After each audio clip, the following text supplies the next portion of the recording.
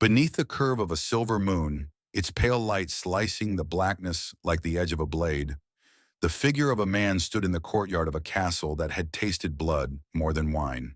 His armor was a deep, lightless black, the crescent crest on his helmet catching the moonlight, as though the night itself bent to him. In the distance, the wind carried the scent of ash from villages burned in the name of unification, mingling with the crisp winter air of the north. This was Masamune, the One-Eyed Dragon of Ōshu, a name whispered in both reverence and fear across the fractured provinces of Japan. Yet in the quiet beyond the courtyard torches, in the place where shadows seemed to hold their breath, another figure watched him. She was unseen by the warriors and servants who moved through the castle halls, yet she had been present for every triumph, every dangerous gamble, every moment when his power balanced on the edge of collapse. Megohime had been his wife since childhood, a bride given not for love, but for the binding of two great houses. And though history would paint Masamune in the bold colors of conquest and ambition, the story of his rise could not be told without the quiet, deliberate brushstrokes of her hand. The year was 1579, and Japan was a chessboard of warring lords. The Ashikaga shogunate had long lost its grip, leaving the land to be carved apart by ambition. In the northeast, the Date clan held sway over the fertile but isolated Tohoku region, its mountains and rivers a natural fortress, yet also a barrier to influence in Kyoto. Megohime had been born into the Tamura clan, one of the most powerful neighboring houses, and from the moment she could walk, she had been trained in the arts that defined the worth of a daimyo's daughter: etiquette, poetry, the subtle codes of alliance. At 12, she was betrothed to the heir of the Date clan. It was a match of politics, not affection. And the whispers in the women's quarters spoke of the boy's disfigurement. Smallpox had stolen the sight in one of his eyes, leaving it clouded and sunken. And some said the sickness had marked not only his body, but his fortune. Megohime had listened without outward reaction. She understood better than most that the Sengoku period was a time when appearances mattered less than the will to seize and hold power. She did not yet know if this boy had such a will, but she would soon learn. Their wedding was a spectacle of lacquered armor, fluttering banners, and the mingled crests of Date and Tamura. But beneath the formalities was an undercurrent of tension. The Date retainers eyed her with a suspicion reserved for all outsiders, especially one who might carry the interests of another clan into their council chambers. The Tamura envoys stood watchful, gauging the worth of the alliance they had forged. Only Masamune himself seemed untouched by the theater. He carried himself with the composure of someone who had already decided his place in the world and would accept neither pity nor diminished respect. His remaining eye was sharp, the gaze direct and assessing, and in it Megohime recognized something unexpected. Not arrogance, but an unyielding refusal to be less than what fate had denied him. The first years of their marriage were years of learning, the intricate politics of the Date household, the undercurrents between senior retainers, the constant dance between loyalty and ambition. Megohime quickly understood that a wife's role was not merely to bear heirs, but to act as the silent axis around which the stability of the clan could turn. She was careful in her words, generous in her patronage of temple rites, and deliberate in her small kindnesses to retainers' families. She learned the value of listening more than speaking, gathering fragments of information that, when pieced together, formed the map of the clan's true power. It was during this time that Masamune's father, Date Terumune, still held formal leadership of the clan. He was respected, but the weight of years had begun to settle on him, and Masamune, though barely 17, had already begun to take the reins in matters of military command. Megohime saw the way he studied maps long into the night, the way he listened to reports of enemy movements with a stillness that belied the swiftness of his decisions. She also saw the risks in his nature, the readiness to act without deference to older retainers, the unwillingness to yield even when caution might be the wiser course. It was a dangerous quality in a land where a single misjudgment could see a clan reduced to ashes. The transition of power came suddenly. In 1584, Terumune retired, passing leadership to his son. It was both a moment of triumph and of peril.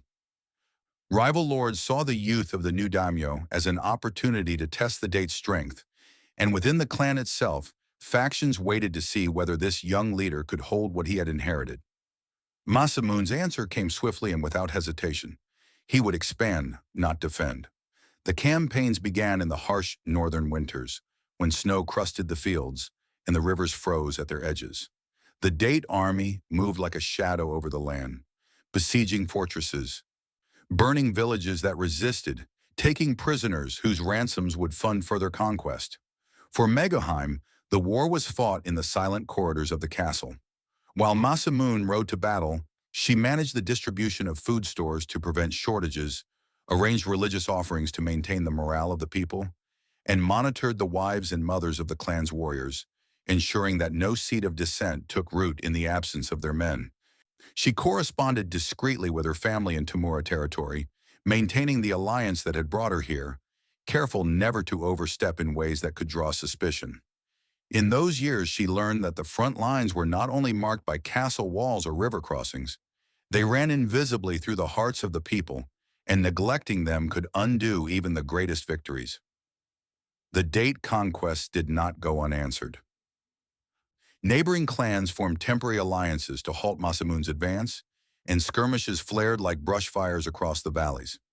In one winter, news came of a planned uprising among a group of Date retainers dissatisfied with Masamune's leadership. The plot was dangerous not for its size but for its timing. With the army in the field, any fracture at home could be catastrophic. Megohime learned of it through a servant whose brother served in one of the implicated households.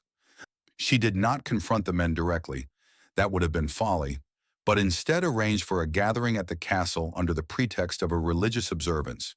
There, in full view of the community, she publicly praised their loyalty and the valor of their sons in service to the clan. The recognition, carefully staged, shamed the conspirators into abandoning their plans without a drop of blood spilled. When Masamune returned, he found his authority intact, though he never learned the precise hand that had safeguarded it. By 1589, Masamune's campaigns had brought the Date clan to a height of power it had not known in generations. Yet that very success drew the attention of Toyotomi Hideyoshi, the rising warlord whose ambition was nothing less than the unification of Japan. Hideyoshi's summons to submit to his authority was both inevitable and unwelcome. Masamune, proud and fiercely independent, delayed his response, focusing instead on consolidating his gains. It was a decision that placed the Date clan in a perilous position. Hideyoshi had crushed lords far greater than Masamune for less defiance. The crisis came in 1590 during the campaign against the Hojo clan at Odawara. Hideyoshi demanded that all major lords present themselves with their forces to join the siege. Masamune's delay in arriving was interpreted as a personal slight, a challenge to Hideyoshi's supremacy. Rumors spread that the One-Eyed Dragon might face destruction before he had even reached the field. Megohime understood the danger better than most. She had seen enough of politics to know that in the game Hideyoshi played, loyalty was measured not in words but in timely obedience. As Masamune prepared to ride south, she oversaw the dispatch of gifts and letters to Hideyoshi's camp, couched in the most deferential language, offering assurances of the Date clan's commitment. It was a calculated move, one that risked being seen as overstepping her place, but it laid the groundwork for reconciliation when Masamune finally arrived, resplendent in his black armor and crescent crest, bearing no hint of submission in his bearing, yet offering tribute nonetheless. The meeting between the two men was tense, but did not end in disaster. Hideyoshi, perhaps amused by the young lord's boldness, accepted his service. The Date clan retained its lands, though now as vassals under Toyotomi rule. For Megohime, it was a relief tempered by unease. She knew that Masamune's pride had not been broken, only set aside for the moment. The years ahead would require not only skill in war, but mastery of the far more treacherous battlefield of politics. That winter, as snow fell thick over Sendai, Megohime walked the ramparts of the castle, looking out over the frozen rivers and white fields. The land seemed peaceful, but she knew better. Beneath the surface lay the shifting currents of power, alliances made and unmade, the watchful eyes of rivals and overlords. She thought of the boy she had married, now a man whose name was spoken across the provinces, and of the path they had walked together, one of calculated risks and unspoken understandings.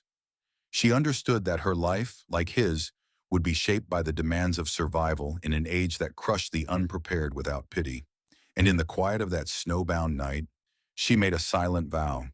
Whatever storms the future brought, she would stand as the shadow that moved with the one-eyed dragon, unseen but essential, the keeper of the unseen battles that determined the fate of all they had built. The first winter after Masamune's return from Odawara settled like a heavy cloak over the datelands. Snow lay deep in the courtyards, muffling the sounds of the garrison and turning the stone steps of the castle slick with ice. Yet within those walls the air was never still. Retainers came and went at all hours, bearing reports from distant outposts, delivering tribute from villages loyal to the date, or seeking audience to press matters of land disputes. Masamune's presence commanded attention, his single piercing eye and the black armor that had become an extension of his will. But it was Megohime who moved silently among the currents of power, keeping the delicate balance between the needs of the household and the pride of its master. Life within the Date Castle was a theater of glances and carefully chosen words. Every servant carried rumors along with tea trays. Every visiting noblewoman from allied families arrived with subtle questions cloaked in pleasantries. Megohime understood that each of these was an opportunity or a trap. Since their elevation under Toyotomi Hideyoshi's authority, the Date had been both secure and exposed. The lands of Tohoku were rich and strategically valuable, yet far from the political heart of Kyoto, and the great lords there saw Masamune as both a potential ally and a potential rival. In this delicate time, every banquet, every religious offering, every marriage arranged among retainers became a move on a board where one wrong step could spell disaster. Among the retainers, there were those whose loyalty to Masamune was beyond question, veterans of his earliest campaigns who would follow him into any fire, and there were those whose allegiance was more fragile, their ambitions tied to the shifting winds of power in the capital. Megohime made it her quiet mission to know which was which. Her correspondence stretched like an invisible net across the Date territories, carried by monks, merchants, and trusted ladies-in-waiting. She never issued orders openly. Instead, she placed suggestions where they would grow into actions taken by others, allowing her influence to remain hidden beneath the surface. The political climate within the Date household was further complicated by her own position. As the daughter of the Tamura clan, she was both a bridge and a wedge, uniting two powerful families, yet always at risk of being suspected as her father's eyes and ears within Masamune's court. The truth was more complex. She had loyalty to her birth family, yes, but her future was now bound entirely to the fortunes of the Date. Her role was not to favor one over the other, but to keep both from destroying each other in a war of pride. This balancing act required her to walk a razor's edge, never leaning too far in either direction, never revealing more than was necessary. It was in these years that Megohime began to understand the true nature of power in the Sengoku period. Battles were fought in the open fields, but wars were won in the spaces between battles. In the quiet halls where alliances were forged, in the whispered promises exchanged over tea, in the silences where nothing was said and everything was decided. She became adept at reading the undercurrents. A retainer's hesitation before answering, a guest's too casual mention of a distant skirmish, the way a gift from a neighboring clan might carry with it an unspoken message of alliance or threat. Beyond the walls of Sendai, Masamune continued to assert his strength in Tohoku. He traveled the length of his domain, inspecting fortifications, judging disputes, and personally leading small campaigns against banditry and rival claimants. His image as the One-Eyed Dragon grew with each appearance, an unyielding warlord whose black armor and crescent crest became symbols of fear and respect. Yet for all his commanding presence, Megohime could see the toll that leadership exacted. The weight of maintaining a vast and restless domain was one no man could carry alone, and though Masamune seldom spoke of it, she felt the subtle shifts in his temper, the rare but telling moments of silence when he returned from weeks on the road. Her influence was most keenly felt in moments of crisis that never reached the pages of history. In one instance, a dispute arose between two senior retainers over a border village whose fields had been damaged in a flood. The quarrel threatened to escalate into open violence between their households, drawing in allies on both sides. Masamune was away inspecting coastal defenses, and the matter came before Megohime in his absence. She listened to each man's grievances with the patience of a temple abbot, then quietly arranged for the village to receive relief grain from the castle stores, presenting it as a gift from both lords jointly. By the time Masamune returned, the conflict had dissolved into a shared celebration of their cooperation, and the story spread through the castle as an example of the clan's unity. No one mentioned the woman behind it, but not all matters could be smoothed so easily. As the Toyotomi regime tightened its grip on the country, there were whispers of discontent in the north. Some feared that Hideyoshi's ambitious projects, the massive construction of Osaka Castle, the Korean invasions, would drain the resources of every clan under his banner. Others resented the loss of autonomy, chafing under decrees from Kyoto that interfered with local governance. Masamune, for his part, navigated this terrain with the same calculated boldness that had brought him to power, offering outward compliance while guarding the independence of his rule in Tohoku. Megohime understood the danger in this stance. Too much defiance, and the Toyotomi might see the date as a threat to be crushed. Too much compliance, and their identity as an independent power would wither. It was during this uneasy balance that Megohime faced one of her most personal trials. A faction within her own Demura kin began to murmur that Masamune's ambitions could one day turn against them, that the alliance forged by their marriage was only a temporary convenience. She received a letter from her younger brother, written in the careful hand of someone who knew it might be read by eyes other than hers, warning her that certain Temura retainers were pressing for a more assertive posture toward the date. It was a message laden with both familial concern and political implication. To ignore it was to risk losing her standing in her birth family. To act on it openly was to invite suspicion from Masamune's court. She chose a path of quiet intervention. Over the course of several months, she arranged visits from Temura envoys under the guise of religious observances and seasonal festivals. Each time, she ensured that the hospitality they received in Sendai was generous, the respect shown to them unmistakable. She invited them to witness the prosperity of the datelands, the security offered by their defenses, the order maintained under Masamune's rule. By the end of the year, the tone of correspondence from the Temura clan had shifted. The talk of potential conflict faded, replaced by formal expressions of continued alliance. No one outside the inner circles knew the extent to which this soft power had averted a fracture that could have drawn blood. Through it all, Megohime maintained the composure of one who knew that the greatest victories were often invisible.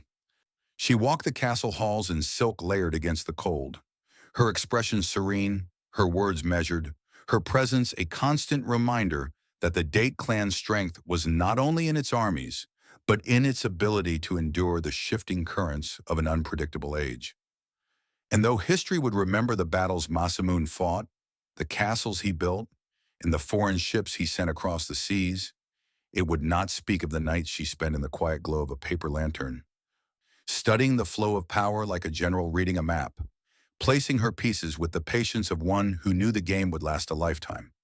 Winter yielded slowly to spring in Tohoku, the snow retreating from the valleys while the mountains still held their white crowns. Masamune prepared for new ventures, his ambitions undimmed by years of service under the Toyotomi. Megohime watched him with the same steady gaze she had on the day of their wedding. Seeing in him both the boy marked by illness and the man who had carved his name into the age of warring states, she knew the years ahead would bring trials neither of them could yet foresee, and she knew that her place, her purpose, would be to stand in the place where the light of his legend could not reach, guarding the shadows that made it possible. The thaw of spring in Tohoku did not bring rest. It brought the sound of marching feet, the thud of hooves in wet soil, and the creak of supply carts heavy with rice, arrows, and the banners of war. In the years following his formal submission to Toyotomi Hideyoshi, Masamune had not abandoned the instincts that defined him. Service under the Toyotomi had secured his clan's survival, but his eyes still roamed the maps in his council chamber, lingering on territories that had yet to feel the weight of the Date crest. The land was never truly at peace, only shifting from one arrangement of power to another, and Masamune understood that the strength of his house depended on movement. on the ability to expand when others were content to hold. Megohime watched these preparations with a practiced calm. She had come to recognize the signs of an impending campaign, the subtle changes in Masamune's demeanor, the sudden urgency in the arrival of messengers, the private councils that lasted deep into the night. To the outside world, the purpose of these expeditions was framed as defensive, punitive measures against rebellious vassals or bandits. But she knew better. Each movement was part of a larger design, a slow tightening of control over the vast northern lands that had always been resistant to any central authority. When the date banners moved out, the castle shifted into a different rhythm. The great halls, usually filled with the voices of warriors and advisors, grew quieter, their absence replaced by the more domestic sounds of the women's quarters, the scribes, the craftsmen. Megohime's role during these absences was both simple and impossible, to ensure that the home front did not fracture under the strain. She managed the allocation of stores, directed repairs to fortifications, and received envoys from neighboring domains who came under the pretext of offering goodwill but often sought information. Every audience was a test of patience, of discernment, of the ability to measure the weight of words against the expression in the speaker's eyes. The campaigns themselves were brutal in their efficiency. Masamune's forces moved swiftly, exploiting the rivers and mountain passes that others considered obstacles. Castles fell not always to siege but to psychological pressure, their lords surrendering when faced with the knowledge that resistance would mean the torch for their villages and the scattering of their people. The image of the one-eyed dragon in black armor, crest flashing like a fragment of moonlight, spread across the region, carried by both the survivors of his victories and those who had only heard the tales. It was an image carefully cultivated, and Megohime understood its value. Fear could hold a territory as firmly as loyalty, sometimes more so. But such fear was a double-edged blade. Among the conquered, resentment smoldered, and Megohime could feel its heat even from the safety of the castle walls. In markets and along the temple paths, she heard the mutterings, too low to name outright treason, yet heavy with discontent. She knew that Masamune's power would one day be tested, not by an outside force, but from within, by those who wore his colors but did not bear him love. And she knew that her part in this war without battlefields would be to keep that embers from igniting. The first true test came when word reached Sendai of a plot among a group of newly subdued retainers. Their plan was simple: to wait until Masamune's forces were committed to a campaign far from home, then rise in revolt, seizing key fortresses before he could return. The conspirators believed that Megohime, as a woman, would not act decisively in his absence. They were wrong. She summoned no army.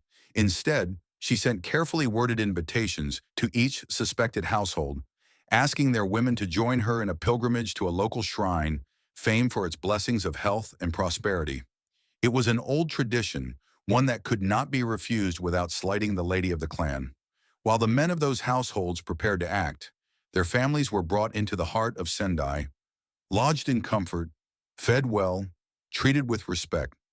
The message was unspoken but clear.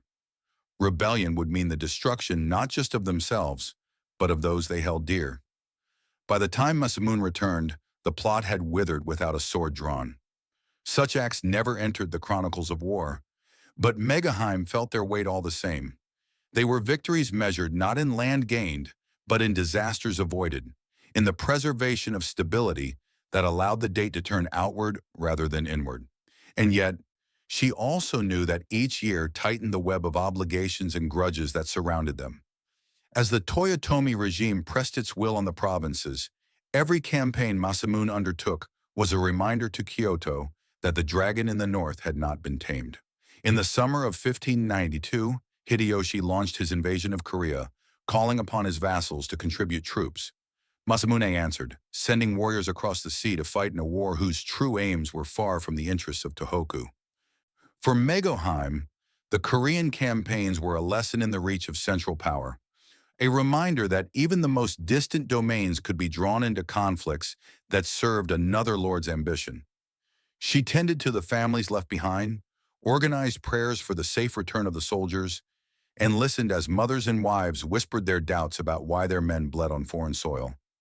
She could not give them the answer they wanted. She could only ensure that their grievances did not turn into unrest. The years under Toyotomi's service were a careful dance. Masamune expanded his influence in ways that did not openly defy his overlord, consolidating control over the north while avoiding actions that would invite punitive measures from Kyoto. Megohime's presence was a constant in this balancing act.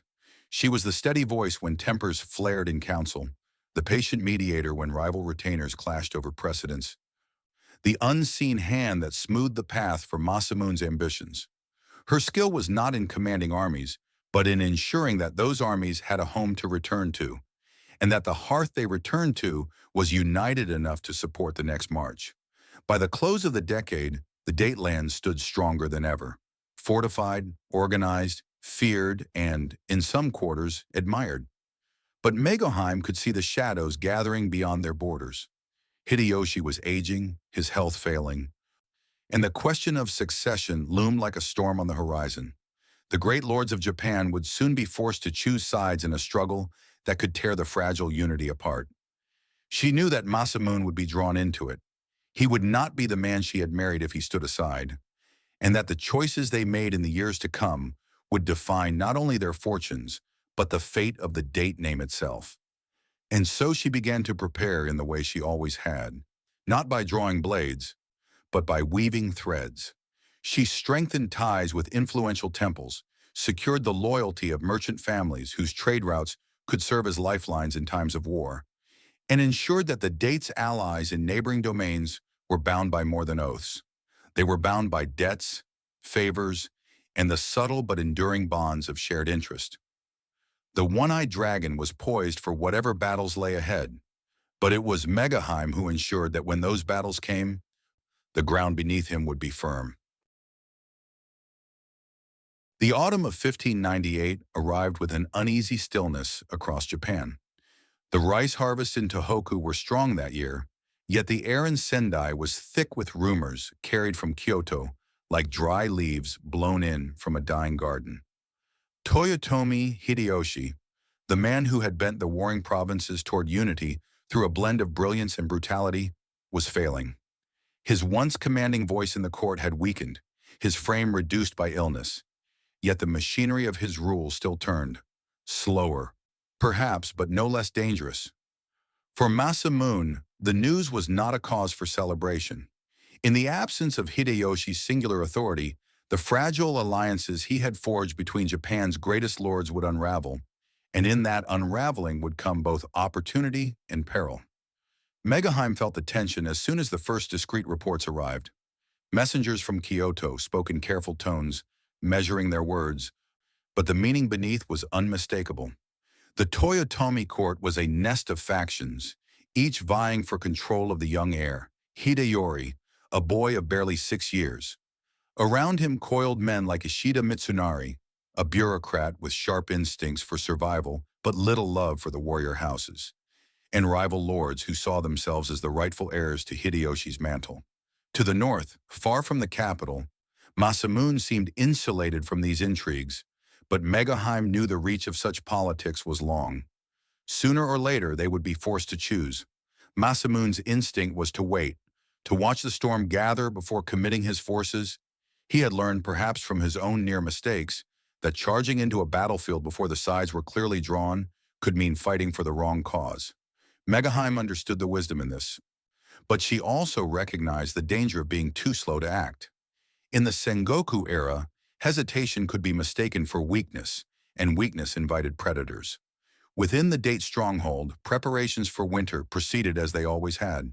Stores of grain sealed, fortifications inspected, retainers assigned to guard rotations. But beneath the surface, every decision was made with the uncertainty of the times in mind. Megohime oversaw the domestic realm with heightened vigilance, ensuring that no word of disloyalty or divided sentiment escaped the castle. She kept close to the wives of key retainers, speaking with them over tea, listening for signs of wavering loyalty. A careless word from one household could ripple outward, drawing the date into the quarrels of other lords before Masamune was ready. When the news finally came that Hideyoshi had died in the 8th month of 1598, The effect was immediate. The political center of Japan shifted overnight. The Toyotomi heir, Hideyori, was placed under the guardianship of a council of regents, among them Tokugawa Ieyasu, a man whose patience and calculated ambition rivaled Masamune's own. Megohime recognized at once that Ieyasu was the true force to watch. While others scrambled for position, Ieyasu moved with deliberate steps, strengthening his alliances, securing military commitments, and, most tellingly, avoiding any appearance of seizing control too quickly. His restraint was a mask. Beneath it, she sensed the same hunger that had driven every great unifier before him. Masamune began to weigh his choices. Aligning with Tokugawa promised security and the possibility of favor in a new shogunate, but it also risked the ire of the Toyotomi loyalists, many of whom still held considerable power. Siding with the Toyotomi faction could preserve the old order for a time, but it was a gamble against the rising tide of Tokugawa influence. Megohime's counsel in these days was subtle, offered not in the war councils but in quiet conversations where no ears but his could hear. She reminded him of the cost of misjudging a victor before the battle was won, of the importance of ensuring that the date name would survive no matter which banner flew over Kyoto. The political unrest soon spilled into the open. Disputes among the regents became public, and armed skirmishes broke out in the western provinces between rival factions. Ieyasu began to draw supporters to his side, summoning them under the guise of addressing grievances, but in truth testing their loyalty. Masamune, invited but not compelled, delayed his answer, sending instead messages that pledged general support while revealing nothing of his true intention. Megohime saw in this the careful pacing of a man who intended to choose not just the winning side, but the moment when his choice would be worth the most. That winter, snow fell thick over Sendai, but the cold did not still the work of preparing for what was to come. The Date armies drilled in the courtyards, their armor polished, their banners ready. Megohime ensured that supplies were stocked not just for defense, but for the possibility of a long campaign far from home. She also prepared for another kind of battle, the one that would take place in the hearts of their people when the clan marched under a banner not all might agree with. Loyalty, she knew, could fray in the absence of the Lord, and it was her task to see that the weave held. By early 1600, the lines were drawn. Tokugawa Ieyasu and his allies stood against Ishida, Mitsunari, and the Toyotomi loyalists in what would become known as the Sekigahara campaign, a single decisive clash that would determine the fate of Japan for generations. Masamune's decision to side with Tokugawa was made not with fanfare, but with the quiet certainty of a man who understood that the world was about to change. For Megohime, it was both a relief and a burden. Relief because she had long believed Ieyasu's vision aligned more closely with the stability the Date needed. Burden because victory was never certain until the battlefield was cleared and the dead counted. As Masamune prepared to ride south, the castle became a place of both anticipation and dread. The retainers spoke of glory, of honor in serving the cause that would bring order to the land. The women whispered prayers at the temple, tying folded paper fortunes to the branches of sacred trees. Megohime moved among them all, her face composed, her voice steady, concealing the knowledge that if the Tokugawa fell, the Date name could be dragged down with them. On the morning of his departure, Masamune rode out through the great gates beneath the crescent moon crest, his black armor gleaming even in the pale winter light. The sound of hooves faded into the distance, leaving behind the stillness of a castle poised between hope and ruin. Megohime stood on the ramparts long after the banners had disappeared from sight, her hands resting lightly on the cold stone. The war ahead would be fought far from here, but its consequences would come home, and it was her duty to ensure that when they did, the Date clan would be ready to meet them. The news of victory reached Sendai not with the roar of trumpets, but in the measured cadence of a courier's voice reciting names, those who had fallen, those who had distinguished themselves, and above all, the name of Tokugawa Ieyasu as the new master of Japan. The Battle of Sekigahara was over, and the Tokugawa banner had risen over the wreckage of the old Toyotomi order. For Masamune, who had committed himself to Ieyasu's cause, the triumph brought both reward and a new kind of scrutiny. In the wake of the battle, Ieyasu moved swiftly to consolidate power, rewarding his allies with land and titles, while ensuring that none grew strong enough to challenge the shogunate's authority. Masamune was confirmed in his holdings. His domain expanded to encompass vast stretches of the north. It was a gift and a leash all at once.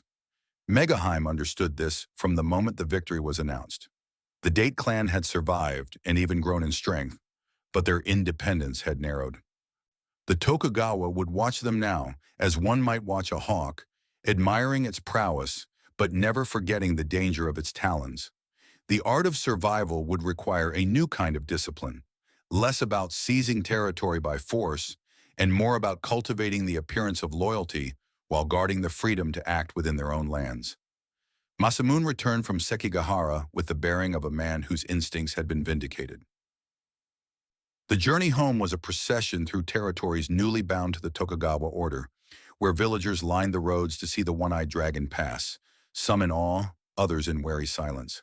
In Sendai, the celebrations were carefully orchestrated, processions, temple offerings, and feasts for the retainers, meant as much to reassure the people as to honor the victory. Megohime presided over these with the grace of one who understood the role of ceremony in politics. Each gesture, each word of thanks to the warriors' families, was a thread in the fabric of loyalty she had been weaving for years. Yet beneath the surface of celebration, the reality of the new order began to settle in. Tokugawa Ieyasu's laws on the governance of domains tightened the flow of resources and demanded greater accountability from each daimyo. The Sankin-Kotai system, requiring lords to spend alternating years in the shogunate's capital, was still years away from formal establishment. But already the expectation of presence at Edo was being felt. Masamune, for all his pride, adapted to these changes with calculated precision, attending the shogun's court when required, offering gifts and counsel, never allowing himself to be drawn into open defiance. Megohime's role evolved with the times, with Masamune often traveling to Edo or inspecting the far reaches of his expanded domain. She became the steady axis around which the Date administration turned. She oversaw the distribution of rewards to loyal retainers, ensuring that the balance of power within the clan did not tilt dangerously toward any single faction. She maintained correspondence with the wives of powerful retainers in other domains, cultivating a network of alliances that extended beyond the reach of the shogunate's spies. In her presence, the castle remained a place of order, its daily rhythms steady even as the wider political landscape shifted. The expansion of the Date domain brought new challenges as well as opportunities. Incorporating newly acquired lands meant dealing with populations that had been loyal to other lords, some of whom had fought against Tokugawa at Sekigahara. Resentment lingered in these territories, and Megohime could feel it in the stiff bows of visiting envoys, in the guarded tone of letters from newly subordinated vassals. She advised Masamune to temper his rule in these regions, not with weakness, but with a measured generosity that would draw their loyalty over time. Harshness, she warned, might breed rebellion faster than submission. Masamune, though inclined toward decisive action, listened. He appointed capable stewards to govern the new territories, often selecting men who had personal ties to the local population. He encouraged the building of temples and markets, integrating the lands into the Date economic network. Megohime supported these efforts by directing resources toward festivals and religious observances that honored local traditions while quietly aligning them with the authority of Sendai. The process was slow, but she knew that in the long game of politics, patience could achieve what the sword could not. The years following Sekigahara were a time of transformation for Sendai itself. Masamune, turning his attention from war to statecraft, began to envision a city that would reflect his power and sophistication. Plans for the construction of a grand castle complex took shape, along with a layout for the surrounding city that would accommodate both commerce and defense. Megohime took a particular interest in the cultural life of this emerging capital, patronizing artisans, calligraphers, and poets. She understood that a city's strength was not only in its walls and soldiers, but in the sense of identity it fostered among its people. Even as the city grew, shadows remained.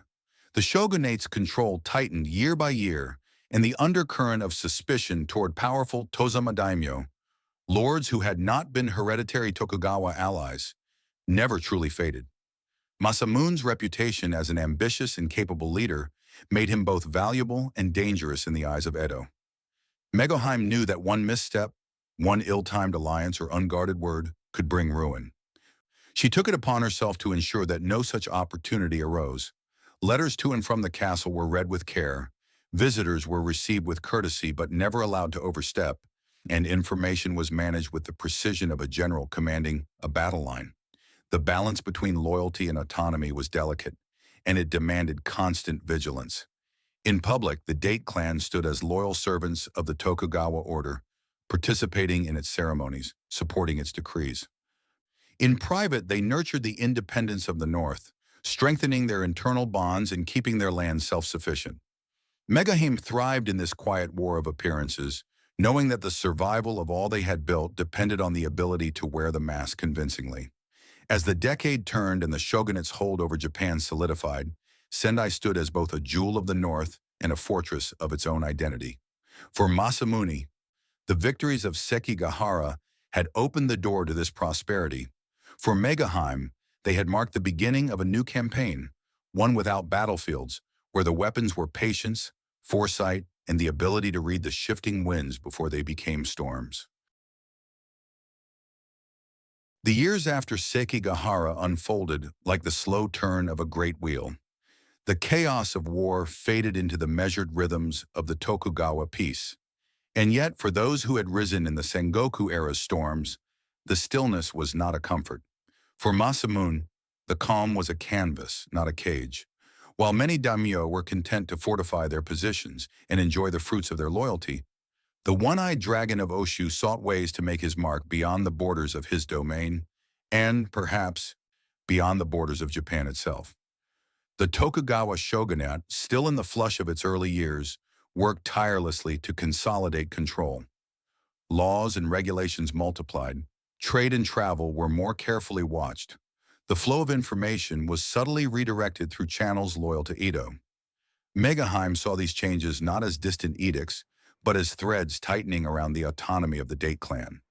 Each new measure was presented as a step toward stability. But to those who could read the pattern, it was also a reminder that the shogunate intended to leave no corner of the realm beyond its reach. Masamune played the role expected of him in public, attending court when summoned, offering tribute, lending his craftsmen and resources to shogunate projects. But in private, his mind turned to ventures that did not fit neatly within Edo's vision of order. He invested in shipbuilding, not just for coastal defense, but for long voyages. He expanded trade networks, drawing merchants from as far as the Ryukyu Islands. He even entertained the notion of direct contact with foreign powers, a prospect that had become increasingly delicate as the shogunate's stance toward Christianity and Western influence hardened. Megohime understood both the brilliance and the danger in these ambitions. Foreign trade could enrich the Date lands and bring prestige that rivaled any Tokugawa favor, but it could also draw suspicion at a time when the shogunate was moving toward isolation. Her task was not to quench Masamune's fire, but to shape its course so it did not burn them both. She became the quiet regulator of information, ensuring that Edo learned of these ventures in a way that made them seem less threatening, more acts of loyalty than of independence. The most daring of these undertakings began to take shape in 1611, when Masamune ordered the construction of a great ocean-going vessel, later known as the Date Maru. Ostensibly, it was to facilitate trade and exploration along Japan's coasts, but the design was unlike anything the northern shipyards had built before. European shipwrights brought discreetly into the domain, oversaw the work, blending Japanese craftsmanship with foreign design. Megohime visited the construction site once, standing at the edge of the dock as the ribs of the ship rose from the water like the skeleton of some vast creature. She could feel the weight of what it represented, not just a ship, but a statement that the Date clan's horizons extended far beyond the mountains of Tohoku. In Edo, the shogunate was already wary of Christian missionaries and the growing influence of European trade. Rumors of suppression and edicts against conversion reached Sendai, accompanied by the quiet deportations of foreign priests. Megohime followed these developments closely. Religion was not the central issue. Control was. The shogunate feared divided loyalties and foreign alliances. however commercial, could be seen as cracks in the wall they were building around Japan. She advised Masamune to tread carefully, to frame his ventures as acts in service of the realm, not as challenges to its authority. Masamune, for his part, was skilled in the art of appearing cooperative while pursuing his own course. When he sent emissaries to Edo, they carried with them not just tribute, but carefully crafted narratives that tied his projects to the shogunate's interests. A new trade route was described as a means of bringing resources to the capital. Foreign craftsmen were presented as instructors for improving domestic industry. The truth that these ventures also served to strengthen the date's self-sufficiency was left unspoken. Megohime's influence extended beyond politics into the cultural life of the growing city of Sendai. The construction of the new castle complex was well underway, its towering walls and sweeping gates a testament to both military strength and refined taste. She sponsored temples and gardens, supported the work of artisans, and cultivated an atmosphere of prosperity that reinforced the legitimacy of date rule. The people of Sendai saw in her a figure of stability, a lady who embodied the refinement of the capital without losing the grounded strength of the north. But stability was never without cost. The expansion of Sendai and the date domain brought new populations under their rule, some eager to prosper under the clan's protection, others quietly resistant. Megohime understood that loyalty could not be demanded. It had to be nurtured. She continued the work she had begun years before, ensuring that newly incorporated communities saw the date as protectors rather than conquerors. Festivals, relief in times of poor harvest, and respect for local customs were her tools, as potent in their way as any army. By 1613, Masamune's ambitions reached a new height. The date Maru was completed, and with it came the decision to send an embassy across the seas to Spain and ultimately to Rome itself. Hasakura Tsunanaga, a trusted retainer, was chosen to lead the mission. It was a bold move, one that would make the date name known across oceans, and one that could, if misinterpreted, draw the shogunate's suspicion. Megohime felt the tremor beneath the grandeur of the plan. This was more than a diplomatic venture. It was a gamble on the edge of what the Tokugawa would tolerate. In the weeks before the embassy's departure, she moved with deliberate care, shaping the narrative that would reach Edo. The mission was presented as an act of loyalty, a means to secure new trade for the benefit of the shogunate as well as the date. She ensured that gifts and letters were prepared for the shogun, framing the voyage as a shared endeavor rather than a private ambition. Whether Edo would believe this fiction was uncertain, but in the dangerous balance of politics, even the appearance of loyalty could buy time. When the Date Maru finally sailed from the port of Ishinomaki, its masts cutting against the sky, the people of Sendai gathered to watch. Some saw it as a marvel, others as a folly, but all understood that it marked a turning point. Megohime stood among them, her expression unreadable. She knew that the voyage would take years, that its outcome was beyond their control, and that its mere existence would alter the way the Date clan was seen in both Japan and the wider world. In the quiet of her thoughts, she understood the truth that no one else would say aloud.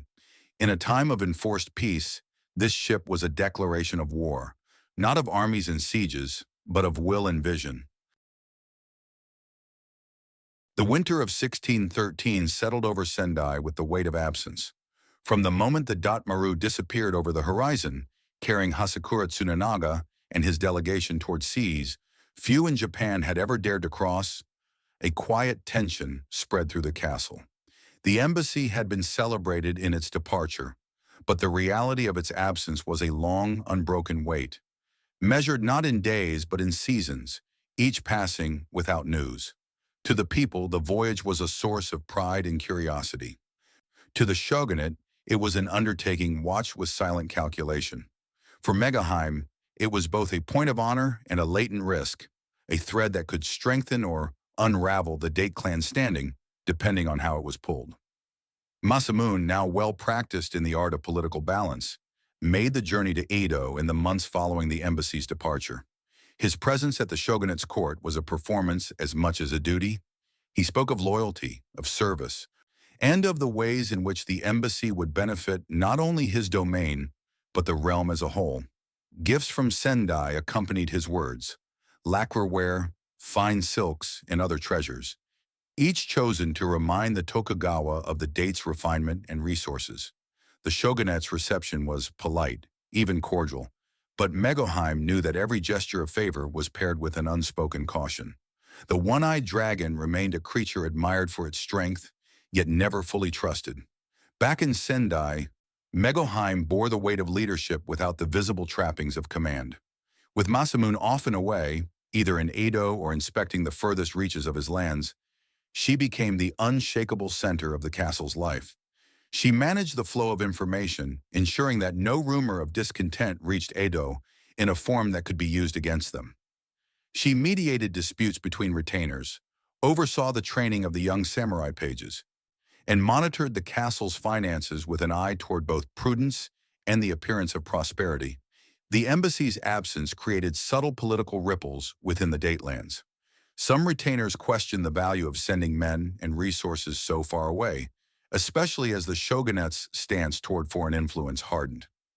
Anti-Christian edicts became more severe, and missionaries were expelled from domains across Japan. To harbor foreign faith was now to invite suspicion, and by extension, any association with foreign powers carried the same shadow. Megohime was careful to ensure that the date were seen as compliant with the shogunate's policies, even as she quietly protected the families of converts who had long served the clan. This balancing act was delicate. Too much tolerance would raise eyebrows in Edo. Too much harshness could fracture local loyalties. The years without word from Hasakura tested the patience of many, but Megohime never allowed uncertainty to undermine the domain's stability. She orchestrated festivals and public works, visible signs that Sendai was thriving. Roads were improved, markets expanded, and new temple structures rose with her patronage. These projects not only strengthened the city, but also created a shared sense of purpose among its people, a reminder that they were part of something larger than their own households. In private, she thought often of the embassy, of the vast and dangerous journey unfolding beyond the reach of her knowledge.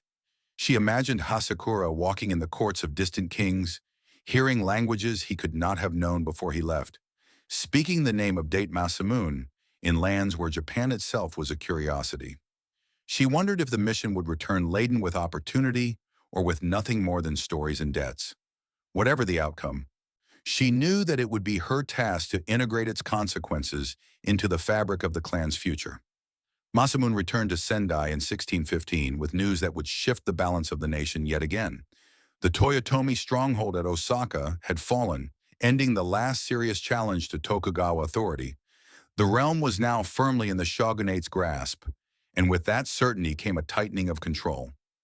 Travel restrictions increased, foreign contact was further limited, and the shogunate's watch over powerful Tazama lords like Masamune grew sharper. The embassy, still abroad, now existed in a climate far less welcoming than when it had departed. Megohime sensed the danger in this shift. The mission's success could no longer be judged solely by what it brought back. It would be measured against the shogunate's new suspicion of foreign entanglements. She worked to ensure that when Hasakura returned, whether with treaties, trade agreements, or merely tales, Edo would see the voyage not as defiance but as foresight. She prepared the narrative in advance, planting it in the conversations of visiting envoys and in the official correspondence that flowed south. By 1620, after 7 years of absence, the Date embassy finally returned, weathered by distance and transformed by the journey. Hasakura brought gifts, letters, and knowledge of lands few in Japan had ever seen. But he also brought the weight of a changed political reality. The Tokugawa were no longer interested in opening new foreign ties, and the treaties he carried were politely set aside. For Masamune, the embassy's tangible rewards were limited. For Megohime, its value lay in the prestige and the proof that the Date could think and act on a scale few others dared. She ensured that the people of Sendai understood this, turning the embassy's homecoming into a celebration of the clan's vision and capability. Parades, banquets, and the public display of foreign treasures became a reminder that their lord's reach extended beyond the mountains and seas. In Edo, the voyage was remembered with a mix of admiration and caution, exactly the balance Megohime had worked to preserve. Yet she also knew that the shogunate's patience for such ventures was at an end. The gates to the outside world were closing, and with them, one path to the date's independence. The next chapters of their survival would have to be written not on the waves, but within the boundaries of a Japan increasingly defined by Ito's will. The year after Hasakura's return settled over Sendai like a long, cool breath. The noise of war and distant voyages faded, replaced by the deliberate rhythm of building, planning, and consolidation. Masamune, now in his late 40s, no longer rode out with the same restless urgency of his youth, but his ambition had not diminished. It had simply changed its shape. The horizon he sought was no longer across oceans or battlefields. It was here, within the high stone walls of Sendai, in the ordered streets and rising spires that would become his legacy. Megohime saw it first in the way he walked the city. Masamune would move slowly through the markets, speaking with merchants, inspecting the goods brought in from distant provinces. He would pause at the carpenter's yards, running his hand over freshly hewn timbers, meant for a new temple or merchant house. The city was his creation, his fortress, his statement to the world that the Date clan was not merely a survivor of the Sengoku age, but a ruler of a new one. And like all his creations, it bore his mark, disciplined, efficient, and unmistakably bold. For Megohime, these years demanded a different kind of vigilance. In a time of peace, danger often hid in the quiet places, in whispered resentments, in the ambitions of those who had no more wars to fight, but still hungered for power. The retainers who had once measured their worth in victories on the battlefield now turned their attention inward, jockeying for influence over trade routes, land rights, and the allocation of the domain's growing wealth. Megohime understood that left unchecked, such rivalries could weaken the very structure Masamune was building. She moved through the castle like a steady tide, washing away the beginnings of discord before they could harden into enmity. When two powerful families quarreled over the boundaries of their estates, she arranged a festival in honor of a shared ancestor, subtly reminding them of their blood ties. When a group of merchants began to resist new tax measures, she invited their wives to the castle gardens, walking with them among the plum blossoms and speaking of the stability that allowed their children to grow without fear of famine or war. By the time they left, the taxes were no longer the subject of their conversations. The well-being of Sendai was. The construction of the city itself became a shared endeavor, drawing in laborers, artisans, and traders from across the region. Wide streets were laid out with military precision, designed to move both goods and soldiers swiftly if needed. The castle rose higher, its walls an imposing statement to any who might think the north could be taken lightly. Temples and shrines multiplied, each dedicated to a deity chosen with care, ensuring the protection of both Buddhist and Shinto traditions. Megohime oversaw the placement of gardens and public spaces, understanding that beauty was as important to loyalty as strength. Yet even as Sendai flourished, a shadow crept along the edges of Megohime's thoughts. The question of succession loomed larger with each passing year. Their son, Date Tadamune, had grown into a capable young man, respected by many within the clan but not all. Some retainers, veterans of Masamune's earlier campaigns, doubted that a ruler who had never commanded in the chaos of open war could inspire the same fear or loyalty that his father did. Others whispered that the shogunate might one day use succession as an excuse to intervene in the Date domain's affairs, should any sign of instability appear. Megohime knew that the transition of power would be her greatest test. She began laying the groundwork quietly, much as she had in the earliest days of her marriage, weaving alliances through gestures that seemed harmless but carried weight. She ensured that Tadamune was seen not only as his father's son, but as a leader in his own right. He was given command over certain administrative duties, his judgments rendered public so that the retainers could grow accustomed to his authority. Festivals and ceremonies were arranged where he appeared at Masamune's side, a visible heir to the strength and dignity of the Date line. Masamune, for all his sharp instincts, seemed to accept this process without resistance. Perhaps he saw in his son a mirror of his younger self, tempered by the stability he had fought to achieve. Or perhaps he trusted Megohime's hand in guiding the path forward. Still, there were moments when she caught a flicker in his gaze, a recognition that the world was moving toward a time when his place would be in its history, not its present. In the city beyond the castle gates, the people came to see this period as a golden age. Trade routes through Sendai bustled with goods, rice from the inland plains, fish from the coastal waters, silks from Kyoto, lacquerware from the mountains. The markets filled with colors and scents from across the country, a testament to the security that allowed commerce to thrive. In the evenings, lanterns lit the streets, casting warm light on the faces of families who walked without fear of sudden raids or conscription. It was easy to forget that all this rested on the fragile balance between the Date clan's autonomy and the shogunate's watchful tolerance. Megohime never forgot. She kept a careful eye on Edo's decrees, reading between the lines for signs of shifting policy. When the shogunate tightened restrictions on certain foreign goods, she ensured that Sendai complied swiftly and visibly. When Tokugawa officials visited, she welcomed them with all the formality and courtesy due to honored guests, even as she noted which questions they asked too often, which parts of the city they lingered in too long. By the late 1620s, Masamune's once black hair had begun to silver, though his posture remained as straight as the Yari spears in the castle armory. His armor was worn less often now, brought out for ceremonies rather than campaigns, but the sight of him in full regalia could still silence a room. Megohime saw the shift in him, the acceptance of a role more akin to a statesman than a warlord. Yet she also saw the moments when his hands would trace the edge of a map or linger on the hilt of a sword, as if testing the weight of the years that had passed since he last rode to war. In those moments, she understood the quiet battle he fought, not against an enemy, but against time itself. And she knew that her task was not to win that battle for him, but to ensure that when it ended, the legacy they had built would endure. It was not enough to have been the shadow of the One-Eyed Dragon. She had to be the keeper of the fire that would light the path for those who came after.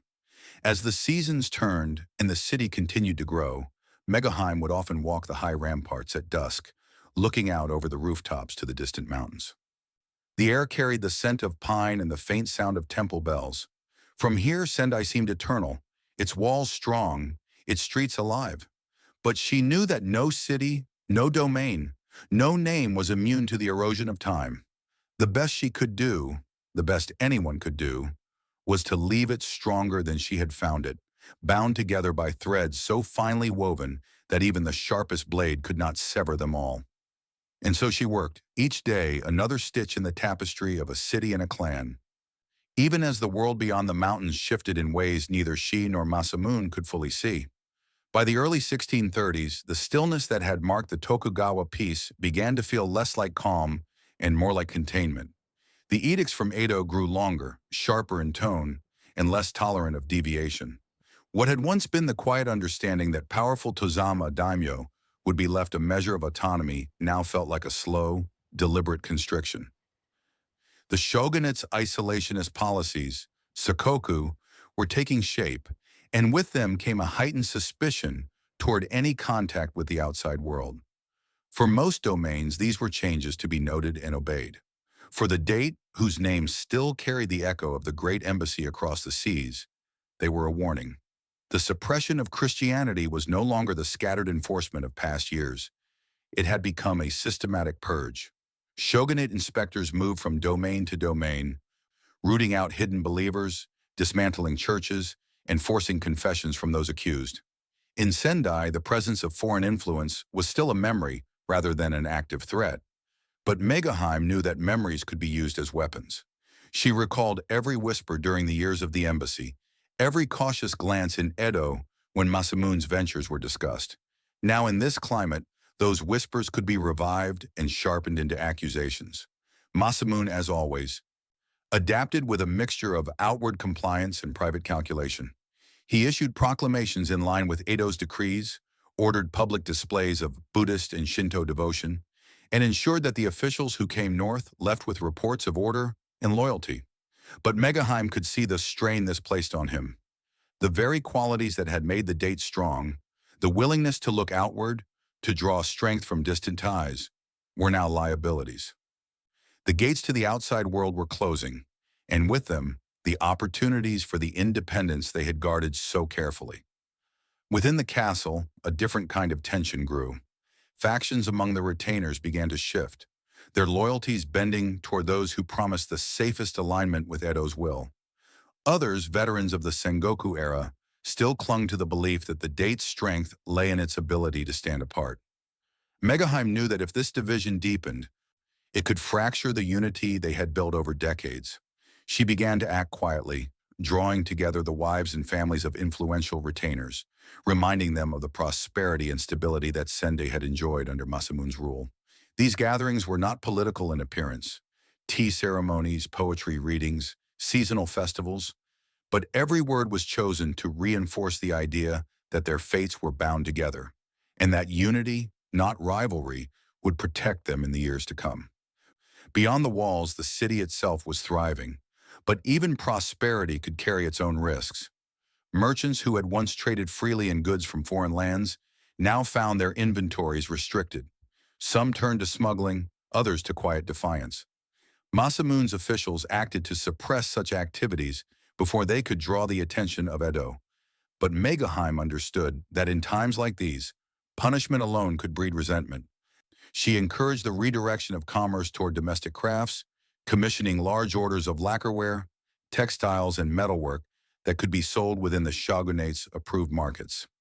These projects kept the merchant class invested in the date's stability, even as the wider world narrowed around them. The question of succession, long prepared for, began to move from future concern to immediate reality. Masamune's health was still strong, but the lines of age were clearer now, and the weight of governance was shifting more visibly to Tadamune. Ito watched these transitions carefully, for the passing of power was always a moment of vulnerability in a domain's history. Megohime's influence was critical here. Her years of preparation meant that Tadamune's authority was accepted with minimal resistance. He took on more ceremonial duties, presided over judicial matters, and represented the date in certain negotiations. Yet Megohime knew that the shadow of Masamune was long, and until the One-Eyed Dragon himself stepped aside, the full measure of Tadamune's rule could not be tested. In the autumn of 1635, a Tokugawa directive arrived that formalized what many had feared. The Sankin Kotai system, now mandatory, would require the date lord to spend alternating years in Edo, with his family remaining there during his absence. It was a policy designed to keep the great lords under watch, draining their resources through constant travel and lavish displays in the capital. For Masamune, it was an insult wrapped in ceremony. For Megohime, it was a strategic challenge unlike any they had faced before. If the Lord of the Date spent half his life in Edo, the risk of influence seeping into the domain's inner circle was inevitable. Her response was immediate and meticulous. She reorganized the castle's administrative structure so that the most loyal retainers would remain in Sendai during Masamune's absences, their authority reinforced by her own presence. She strengthened the chain of communication between Edo and Sendai, ensuring that information flowed through channels she could monitor. And she prepared herself for the role she would have to play more openly now, the visible guardian of the date's northern seat, a role that would demand both public authority and private diplomacy. That winter, as the first preparations for the Sankin Kotai began, Megohime walked the ramparts in the early dusk. The city spread out below her in pools of lantern light. She could hear the distant sounds of merchants closing their stalls, the temple bells marking the hour. From here, Sendai still looked untouchable, but she knew that the forces shaping its future were no longer only those within its walls. The shogunate's reach was long, and its patience for disobedience was short. The days ahead would demand the same quiet strength she had carried since she first walked into this castle as a young bride. The strength to hold together a domain not through conquest, but through the invisible threads of loyalty, fear, and hope. She turned from the city and looked toward the south, toward Edo, where the currents of power flowed like an unseen river. She did not fear them, not yet. But she knew that the time was coming when the survival of the date would depend less on the dragon's roar and more on the shadow's ability to move without being seen. The spring after the Sankin Kotai decree came into force was marked not by blossoms, but by the heavy rumble of movement. Armies of retainers, servants, pack animals, and carts laden with tribute and supplies, making the long road from Sendai to Edo. It was a journey that bled gold from the coffers and strength from the domain, and Megohime saw immediately what Edo intended. The journey was not simply a requirement, it was a weapon. Each step toward the shogunate's capital was a reminder of submission, each display of wealth and enforced expenditure designed to weaken. Masamune wore the obligation with outward ease. He rode at the head of his procession as if leading a campaign, his crescent moon crest catching the sunlight, his retainers in perfect order. To the onlookers along the Nikko Kaido, it was a display of discipline and prosperity. To Megohime, who watched from the castle gates, it was also the moment when her own campaign began, one that would be fought entirely within the walls of Sendai. With Masamune in Edo, the vacuum of his presence was felt immediately. Old rivalries, long held in check by his personal authority, began to stir. Two senior retainers, both veterans of the Sengoku Wars, clashed over jurisdiction in a newly developed district along the river. The dispute was ostensibly about the allocation of merchant taxes, but Megohime sensed the deeper truth. Each man was testing the other's strength in the absence of their lord. Left unchecked, the quarrel could fracture alliances and send ripples far beyond the city.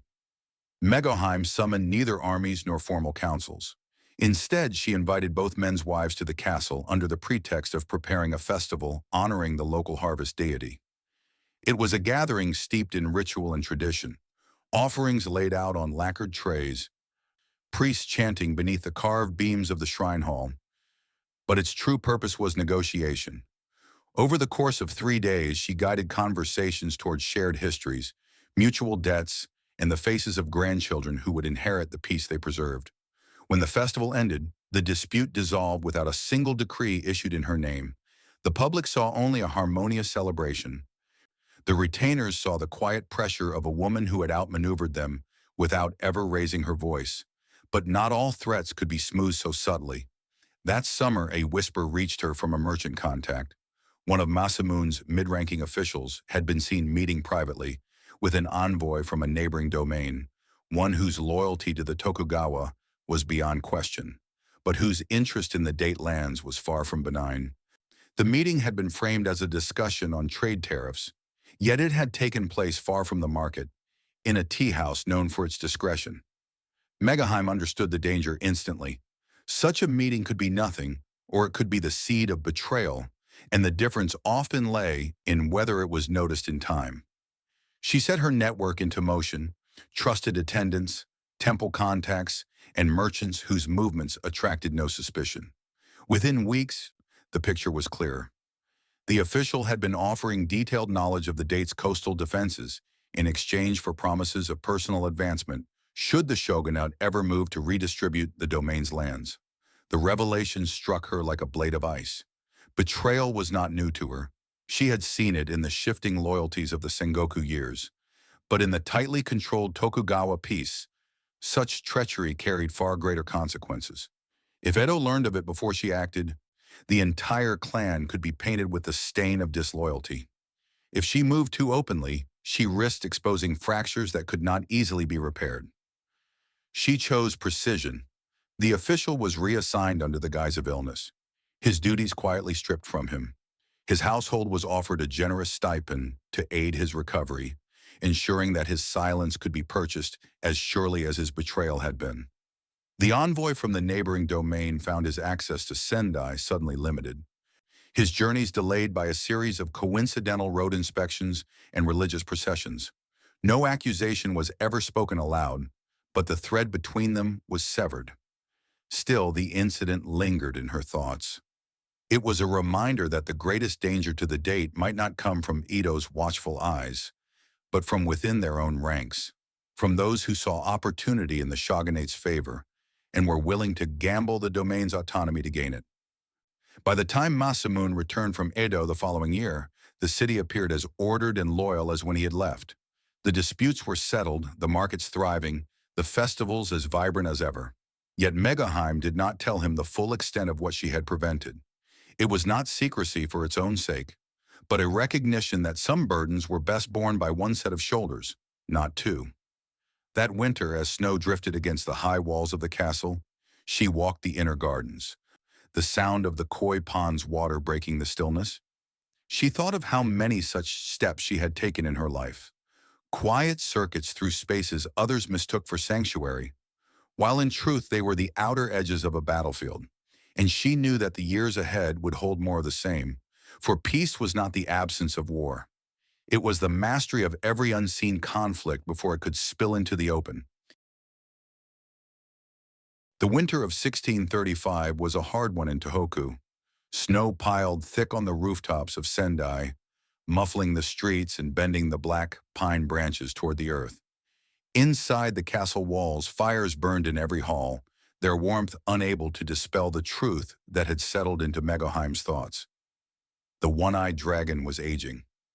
Masamune still carried himself with the authority of a man who had commanded armies, still walked the city with the sharp, assessing gaze of a ruler who missed nothing. But the changes were undeniable. His hair, once black as lacquer, was silvered through. His hand lingered longer on a stair rail. His silences deepened, and his journeys to Edo left him more wearied than before. She had seen warriors face the enemy with less hesitation than they faced the slow encroachment of time. For Masamune, whose life had been a long campaign, across battlefields, in council chambers, and even on the open seas, accepting the limits of his own body was not a matter of surrender, but of adaptation. Yet adaptation meant something different now. It meant letting go. The question of succession, long prepared for in careful increments, was no longer theoretical. Tadamune had been trained for years, introduced into the machinery of governance, piece by piece, his presence at Masamune's side a familiar sight to the retainers. But it was one thing to be the heir apparent under a living legend, and another to step into his place entirely. Megohime understood the danger in that transition. A clan as large and influential as the Date was never without those who waited for the moment of change to test the boundaries of their own ambition. She began to move more deliberately in consolidating Tadamune's authority. In the great ceremonies of the year, she placed him in the central role. His decisions announced and carried out without reference to his father. When petitions reached the castle, she ensured they were routed through Tadamune's council, giving the retainers a habit of turning to him for judgment. In private, she spoke with him often, not only of policies and politics, but of the temperament needed to hold a domain together. He had his father's intelligence, but not his father's reputation for fearlessness. Megohime knew he would have to earn respect in other ways. Masamune did not resist these shifts, though now and then a flicker of the old fire would appear when a decision was made without his final approval. Megohime could see that he was torn, proud of his son's growing stature, yet reluctant to watch the weight of leadership pass entirely from his own shoulders. In those moments, she would speak with him, as she had in the earliest years of their marriage, in quiet tones meant not to instruct, but to steady. She reminded him that legacy was not measured in how long one held power, but in what remained unbroken after it passed. The shogunate's gaze was never far during this time. Edo, too, knew that Masamune's years were waning, and they watched the transition with a mixture of caution and calculation. To them, the succession of Tadamune was an opportunity to tighten the bonds of loyalty, or to intervene if the process faltered.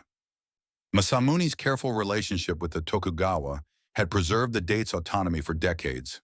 Tadamune would have to prove he could do the same. Megohime worked to make the change appear seamless, sending gifts and letters to key figures in Edo, filled with reassurances of the clan's continued stability. Within Sendai, the people sensed the shift as well. In the markets, the name of Tadamune began to appear in songs and stories told by the merchants, a subtle sign that the city was adjusting to the idea of a new lord. Still, the shadow of Masamune's presence was long, and some wondered aloud if the new era could match the old. Megohime knew such doubts were inevitable. She had seen them in every transfer of power during the turbulent Sengoku years. Her task was not to erase them, but to ensure they did not take root where they could grow into dissent. In the spring of 1636, Masamune fell ill. It was not sudden, but the kind of illness that ebbed and returned, each time leaving him a little weaker. He continued to appear in public when he could, the black armor and crescent crest brought out for ceremonies that seemed to draw strength from the very act of wearing them. But Megohime could see the cost of these appearances. Afterward, he would sit in his chambers for long hours, the maps and scrolls untouched on the low table before him. She did not speak of the end. Not to him, not to anyone. Instead, she moved through the castle with the same measured pace she always had, ensuring that every part of the domain was prepared for what would come. Stores were secured, the loyalty of key retainers reaffirmed, the religious rites that marked transitions of leadership quietly planned. In these acts, she felt not dread, but clarity. This was the final duty she would perform as the shadow beside the one-eyed dragon, to ensure that his passing left no breach for enemies to exploit. That summer, as the lotus bloomed in the temple ponds, Masamune took to walking the gardens in the late afternoon. Megohime often joined him, their conversations meandering between memories of campaigns long past and the small details of the city they had built together. Sometimes he would pause looking out over the rooftops of Sendai, and she would wonder if he saw it as it was or as it had been in his youth. A place still half-shaped by ambition, still waiting to be claimed. She never asked. Some visions were meant to remain unspoken. By the time autumn came, Masamune's strength had faded further. His final months were marked not by dramatic farewells, but by a gradual withdrawal from the duties he had once carried like armor. When he died in 1636, the city did not wail or thrash in grief. It bowed its head as one, the bells of the temples tolling in slow, heavy measure. Tadamune assumed his place without open contest, the ceremonies unfolding exactly as Megohime had intended. The shogunate sent messages of condolence and acknowledgement, their tone cool but without threat. In the quiet after the funeral rites, Megohime stood alone in the audience hall. The banners bearing the crescent moon crest still hung from the high beams, unmoving in the still air. For decades, she had been the unseen force that held the shadows in place so the legend could stand in the light. Now the legend had passed into history, and she felt the weight of both loss and completion. Her work beside Masamune was finished, her work for the date was not. The years after Masamune's death unfolded not with the noise of change, but with the steady, almost imperceptible shift of the tide. Sendai continued to thrive under Tadamune's leadership. The markets as crowded as ever, the streets filled with the same merchants, craftsmen, and pilgrims who had known the city in its founding days. The banners bearing the crescent moon crest still hung from the castle walls, and from a distance, it might have seemed that little had altered. But to Megohime, the difference was everywhere, not in the buildings or the rituals, but in the way the air moved through the halls, in the subtle absence of the energy that had once emanated from the man whose will had built all of this. She no longer occupied the same space in the center of governance. Her role was now that of an honored elder, consulted in matters of tradition and ceremony, her counsel valued but no longer decisive. She accepted this with a serenity she had cultivated for decades. Yet there were moments when she felt the strange dissonance of living in a world she had helped shape, yet now only touched at its edges. It was not exile, it was the slow retreat of the shoreline, leaving her standing on a strip of sand while the water moved elsewhere. In the early mornings, she walked the gardens that had been planted in the years after the great castle rose, watching the way the mist curled through the pines. She thought often of the years before Sendai was a city, when it was an idea carried in Masamune's mind and guarded in her own quiet calculations. She remembered the weight of each decision, which retainers to favor, which disputes to diffuse before they could ignite, which risks to allow and which to strangle in the cradle. Those choices had been invisible to most, and she had never sought to make them visible. The victories belonged to Masamune. The shadows were hers. Her later years were marked by a new kind of vigilance. Without Masamune's formidable presence to hold them in awe, there were those within the clan who tested the boundaries of Tadamune's authority, just as she had always known there would be. She did not move openly against them. She did not need to. Her network of allies, built over decades, still existed. A merchant here, a temple abbot there, the matriarch of a retainer family who owed her a quiet debt. Through them, she applied the same gentle, relentless pressure that had always kept the threads from unraveling. Tadamune never saw every hand that guided his path, but he felt the way it stayed clear. Beyond Sendai, Japan moved deeper into the Tokugawa peace. The isolationist policies were now complete. No foreign ships, save the few permitted to trade at Nagasaki. No missionaries, no embassies. The world that Masamune had once dreamed of touching was now held firmly out of reach, sealed by walls not of stone, but of law and fear. Megohime sometimes wondered what he would have made of this new Japan, whether he would have accepted its boundaries or sought some hidden path around them. She would never know. The one-eyed dragon had been buried with his secrets. In her final years, she became a figure of quiet reverence. Children in the castle whispered stories of the lady who had walked beside the great lord, who had never raised her voice yet, had kept peace through tempests no one else had seen. The younger women came to her for guidance on how to manage a household, how to read the moods of powerful men, how to survive in a world that never said aloud how much it depended on them. She spoke to them not of glory, but of patience, of the art of making decisions so subtly that no one knew they had been made until the danger had passed. There were nights when she would sit alone in the great hall, lit only by the glow of a single oil lamp. The banners of the crescent moon still hung there, just as they had in Masamune's day. She would look up at them and feel a strange duality, pride in the enduring strength of the clan, and an almost painful awareness that her own name would not hang beside his in the chronicles. History would remember Date Masamune, the one-eyed dragon, builder of Sendai, master of the north. Of Megohime, it would remember only that she had been his wife, and yet she did not resent this. She knew that legends were made of bright strokes, not the hidden lines beneath them. Without her, the story might have been shorter, its colors faded before the last chapter. But the work she had done was not meant for monuments. It was meant to last in the unseen architecture of loyalty and stability, the kind that could hold a clan together long after its founding warlord was gone. On an autumn evening in her final year, she walked once more along the ramparts. The air was crisp, the mountains clear in the fading light. Below, the city moved as it always had, merchants calling in the market, children laughing in the lanes, the temple bells marking the hour. She stood there until the sun slipped behind the ridges, and the rooftops turned to silhouettes against the sky. In that moment, she thought of the life she had lived, the alliances forged in silence, the crises dissolved before they ever reached the light, the decades of standing at the point where ambition and caution met. She thought of Masamune, of the way the moonlight had once caught the curve of his helmet, and of the world they had built between them, half in shadow, half in flame.